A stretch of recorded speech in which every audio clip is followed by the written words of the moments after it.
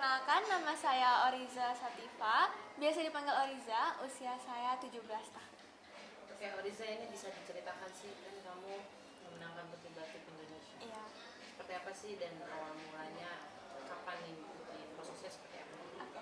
Jadi dari awal itu, dari saya SD, itu saya emang suka ikut acara-acara modeling. Terus setelah tahun 2023, itu saya mulai kurang tertarik untuk ikut-ikut lomba kayak gitu. Terus sampai di tahun 2025 tengah kemarin itu saya ditanya sama mami saya mau nggak ikut lomba Putri Batik Indonesia gitu. Terus di situ pas saya pertama kali dengar langsung mau gitu. Terus dari situ kita daftar, terus saya latihan dari siang, dari malam, hampir setiap hari saya latihan. Terus sampai akhirnya saya bisa dapat title winner Putri Batik Indonesia 2025.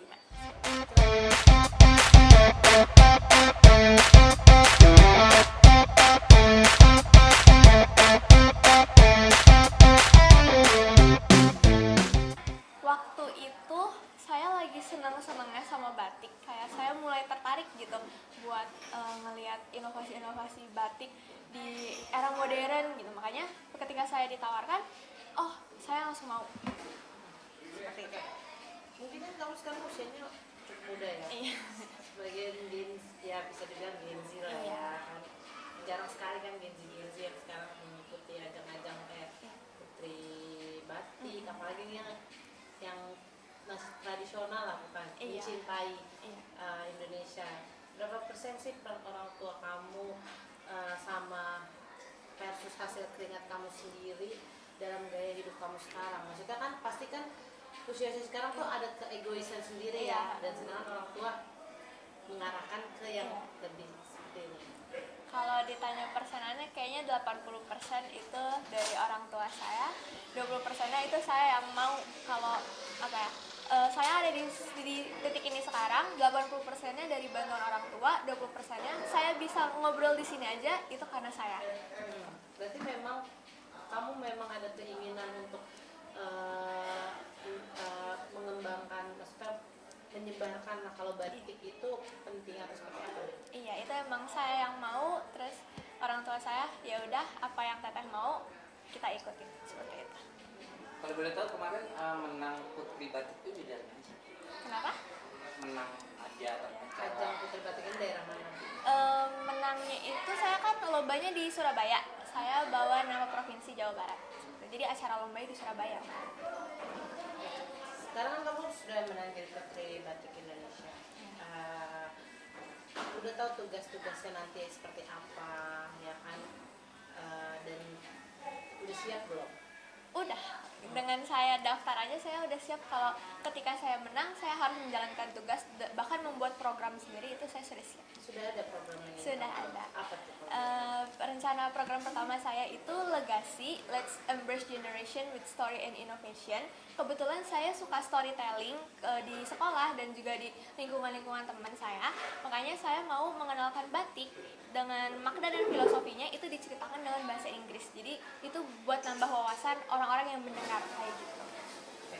Kan kamu kayaknya masih muda ya, masih ini. Ada merasa ribet nggak? Seberapa ribet diri kamu gitu menjadi Oriza yang sekarang tuh sekolah pasti kan ada waktu bertemu juga, dan sekarang mengemban tugas sebagai Putri Batik. Kalau ditanya ribet atau enggak, sebenarnya saya sempat mikir, aduh kayaknya saya takut enggak sanggup gitu yang ngelakuinnya. Tapi setelah saya pikir-pikir, kalau saya dari awal aja saya udah bilang saya mau, berarti harus bisa. Jadi mau nggak mau, saya harus kuat kayak gitu. Jadi kalau ditanya berat atau enggak, ribet atau enggak, sekarang saya nggak bisa bilang kayak gitu karena saya yang mau.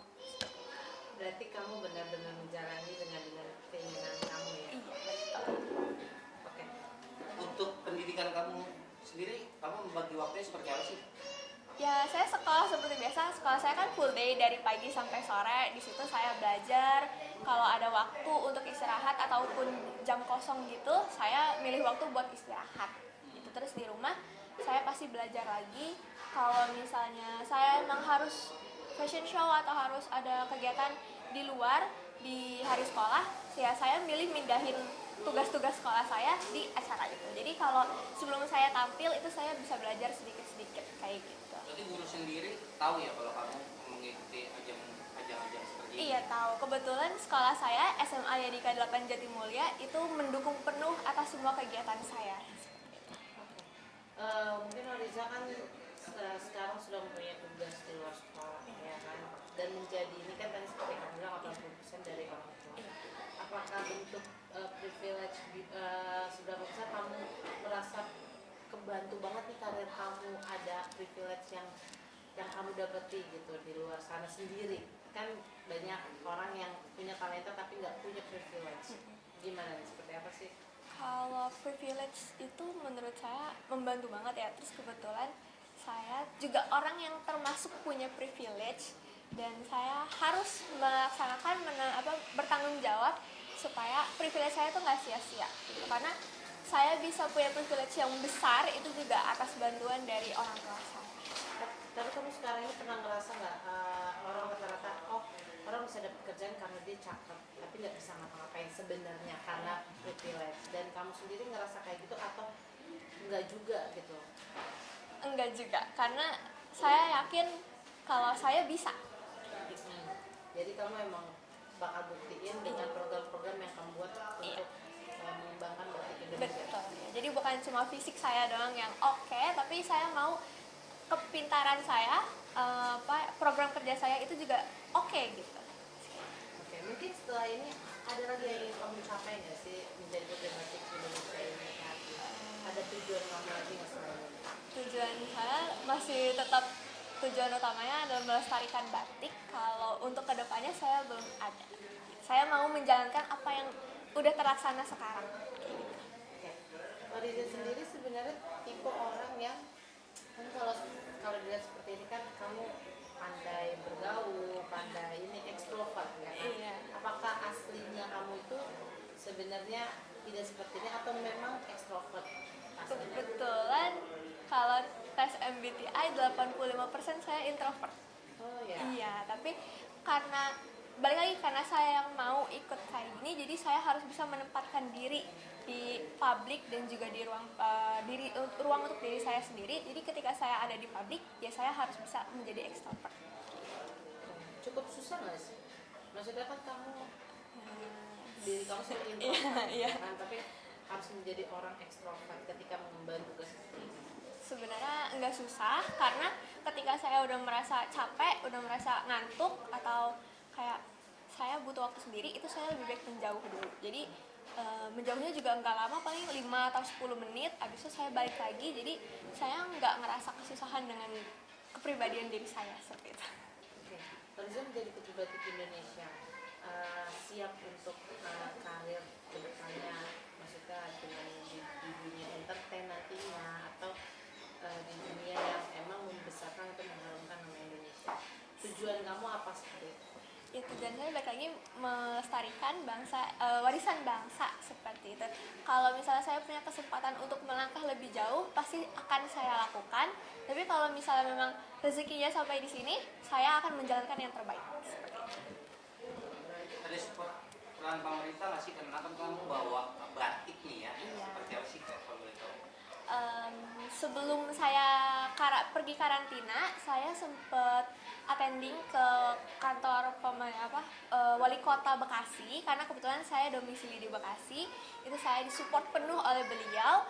Lalu setelah saya menjadi pemenang di Winner Putri Batik Indonesia 2025, saya diundang untuk attending lagi ke wali kota Bekasi, lalu ke pemerintah provinsi Jawa Barat. Seperti itu. Berarti ini kamu kategori dewasa ya? Iya, saya kategori dewasa. Sebagai putri batik sendiri, mungkin kamu merasa alasan kamu untuk menjadi putri batik ini, mungkin kan dulu pernah ada tuh salah satu negara mengklaim bahwa batik itu ininya dia, itu kamu menanggapinya seperti apa?